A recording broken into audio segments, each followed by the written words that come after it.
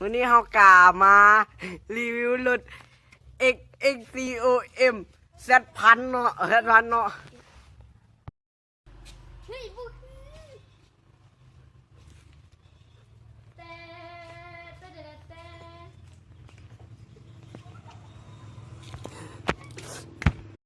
่สมัยนี้น้องนั่นนี่นะดูคนกันมื้อนี้เขาก็สิมาพบกับช่องสายจู อีกแล้วเนาะวันนี้เขากาสิมา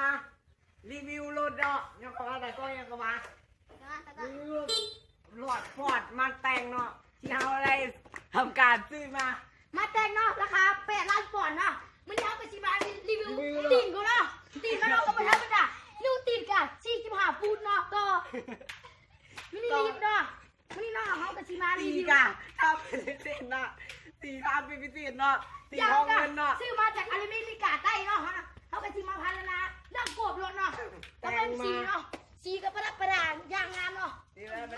อันนี้ยังใจได้อยู่เนาะอันนี้ยังใจได้อยู่แต่ก็มาเบิ่งเลย ตะกล้องมาเบิ่งเลยตะกล้องเขามาใกล้เลยตะกล้อง อันนี้ทางนี้ เนี่ยตะกล้องนี่ ตีนี่กระทั่งมาเป็นพิเศษเนาะจาก ชื่อจากอ ป เม ระเท ริ ศ กา เนาะประเทศต่างประเทศเนาะ ต่างประเทศฝ แด รั่ง งกะแต่งมาประมาณ1,000 ล้านเนาะ ประมาณ500 บาท500 บาทเนาะ 1,000 ล้าน คนขับเขาก็ยังซื้ ค อน ขับเขาก็ยังแมงคามซื้อ500 ปอนด์เนาะเขามาประดับประดาเนาะวางไว้ก่อน กะข้ามชายทีรุ่น 2019 เนาะ เขาเอาขึ้นเอาลงได้เนาะเอาขึ้นเอาลงได้เนาะเขาเอาขึ้นก็เนาะถ้าข้ามคู่กันมี2อันเนาะเขาตั้งขึ้นตั้งลงอะไร บอก เนาะ มาเบิ่งบอก เอาเบิ่งบอกมึงก่อน บอก บอก ตั้ อ่ะ ง เขาก็ ตั้ง แต่ง เป็นพิเศษเนาะจากนางนัว นางวัวเขาไปเฮ็ดให้มันขาดถึงเงาเพราะประดับประดาเนาะเขาก็มารีวิวเนาะรีวิว ก็ป้ายเนาะ ป้ายเนาะ ป้ายหู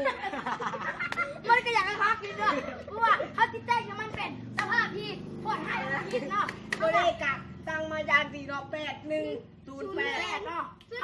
ขาก็พับเข้าพับออกพับเข้าพับออกกันได้เลยแต่ว่าเขาแต่งสิเนาะ ต้นทานเนาะ คนทานเนาะคนทานเนาะคนทานเนาะคนทานเนาะเรื่องกันดีเนาะเอากลับมาเบิ้งเนาะ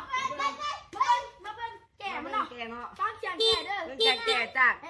จากอันนั้นสิงคโปร์นะ อันสตาร์ทก็ยังใช้ได้อยู่เนาะ ได้เนาะอารมณ์บ้านเสียงรถเลยเนาะ ทอ เขา เบิ่ง ไม่ ทอ เป็นคอเนาะ ทอไทยที เขาคือก็กับ นี่ กั ไท น ย เล ที ยใครเด็ก ไทยทีเนาะสั่ง เอาการมีการจ่อหูนิดนึงเนาะเนาะ เพื่อระบายอารมณ์ละรถเจียน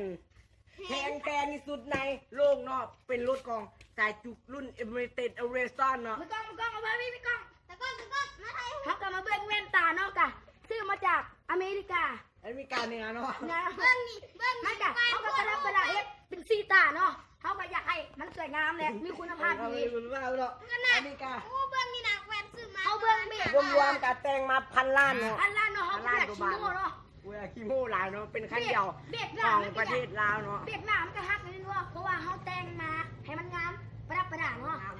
เขาก็จะมาฟังเสียงรถที่แห้งที่สุดใน ที่แห้งที่สุดในโลกเนาะ ที่สุดในโลกเนาะมัน ฟัง ใจ เสียง เนาะ เนาะ มาฟังเนาะฟังเนาะมาฟังเนาะยังกล้องไปใกล้เลยเนาะ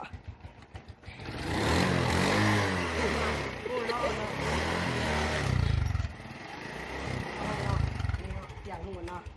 กาบ่มีอย่างไรเนาะรถนี่กา1,000 ล้านเนาะใครจะซื้อต่อกาทักมาจาก สอบถามได้เนาะ สอบถามได้ ต้องใส่จูนเนาะ ต้องใส่จูนได้ ก็ไล่แชร์ ขายกระโปรงแพงเนาะซื้อคันหนึ่งแถมรถวิโก้คันหนึ่งเนาะ เขากับมา คัน รี หนึ่ง วิว ทีม เนาะ รถวิโก้เนาะเขากันมารีวิวจากสายคิวเนาะ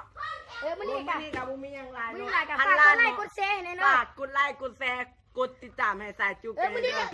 พวกเขากับ รองเท้าแถมรองเท้า อันนี้เอากับ มัน บุ นี่ มี กับ อ พ่อย่าง ไร สามี เนาะ เนาะมึงหน้าพ่อกันไหมเนาะสบาย ไป ดี ดี